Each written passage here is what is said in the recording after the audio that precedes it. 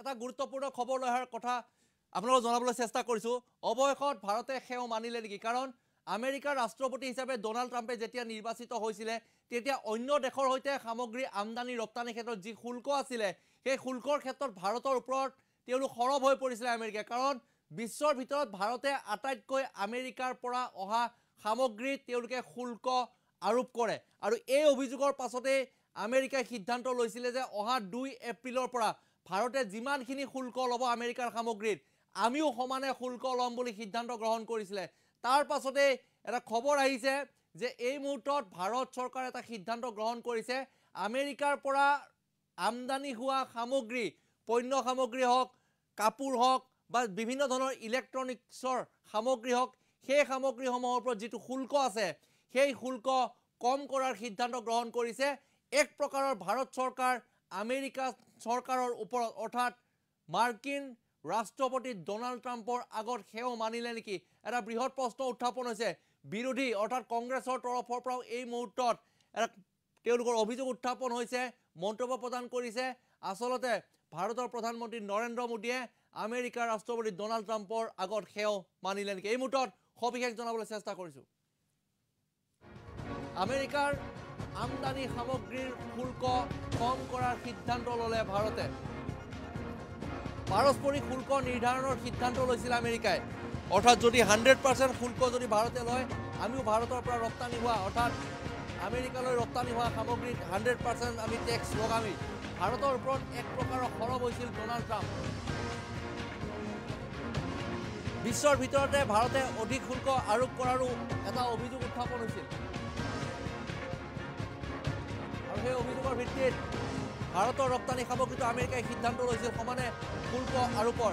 ভাৰতে শুল্ক নকমোৱালৈকে পাৰস্পৰিক শুল্ক সমান ৰখাৰ সিদ্ধান্ত আছিল আমেৰিকাৰ 2 এপ্ৰিলৰ পৰা। পৰৱৰ্তী সময়ত আমেৰিকাৰ আমদানি সামগ্ৰীত কমাবলগীয়া হ'ল ভাৰতে সেই শুল্ক।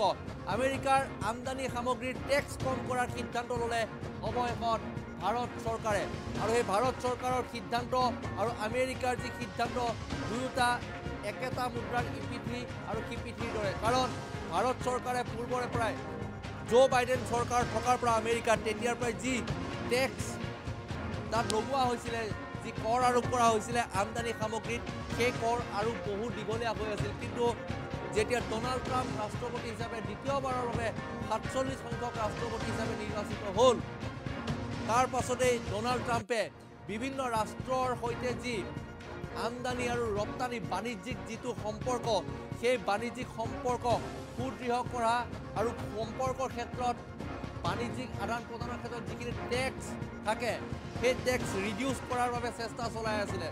কিন্তু ভাৰত চৰকাৰৰ তৰফৰ পৰা যিটো টেক্স আছিলে সেয়া অত্যাধিক পৰিমাণৰ শুল্ক আৰোপ কৰে বুলি আমেৰিকাৰ ৰাষ্ট্ৰপতিগৰাকীয়ে অভিযোগ উত্থাপন কৰিছিলে আৰু যাৰ বাবে সিদ্ধান্ত লৈছিলে যে ভাৰতে যদি আমাৰ ওপৰত 100% অৰ্থাৎ অধিক শুল্ক আৰোপ কৰে তেন্তে ভাৰতৰ পৰা অহা সামগ্ৰীসমূহতো আমি সমানেই শুল্ক নিৰ্ধাৰণ কৰিম বা আৰোপ কৰিম। এই সিদ্ধান্ত লোৱাৰ পাছত নতুনকৈ ভাৰত চৰকাৰৰ তৰফৰ পৰা এই মুহূৰ্তত শুল্ক কম কৰাৰ সিদ্ধান্ত ল'লে। অৰ্থাৎ যিটো টেক্স আছে আমেৰিকাৰ পৰা অহা সামগ্ৰীসমূহৰ ওপৰত আৰোপ কৰা টেক্স এই মুহূৰ্তত ৰিডিউচ কৰা হৈছে আৰু অন্য ৰাষ্ট্ৰসমূহৰো উদাহৰণ দিছিলে ডোনাল্ড ট্ৰাম্পে। অন্য ৰাষ্ট্ৰসমূহৰো ডোনাল্ড ট্ৰাম্পে উদাহৰণ দিছে। কেনেডাৰ পৰা যিসমূহ সামগ্ৰী আহে তাতো শুল্ক অধিক আছিলে, কেনেডালৈ যোৱা সামগ্ৰীসমূহৰ ওপৰতো টেক্স বেছি আছিলে।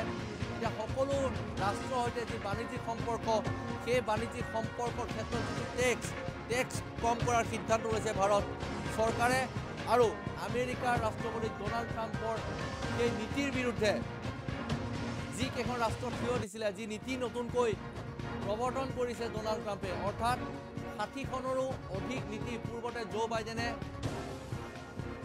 বলবৎ কৰা অৰ্থাৎ জো বাইডেনে ব্যৱস্থা কৰা 60খনৰো অধিক নীতি বা সিদ্ধান্ত বা বুজাবুজিৰ চুক্তি এই সকলো জো বাইডেনে প্ৰথমতেই খাৰিজ কৰিছে ৰাষ্ট্ৰপতি হৈ। গতিকে এই ক্ষেত্ৰত ডোনাল্ড জে ট্ৰাম্পৰ নতুন সিদ্ধান্ত 2 এপ্ৰিলৰ পৰা কৰাৰ কথা আছিলে যে যিখন ৰাষ্ট্ৰই আমাৰ ওপৰত যিমান % টেক্স লগাব আমি সমানেই টেক্স আমি কিমান % লগাম।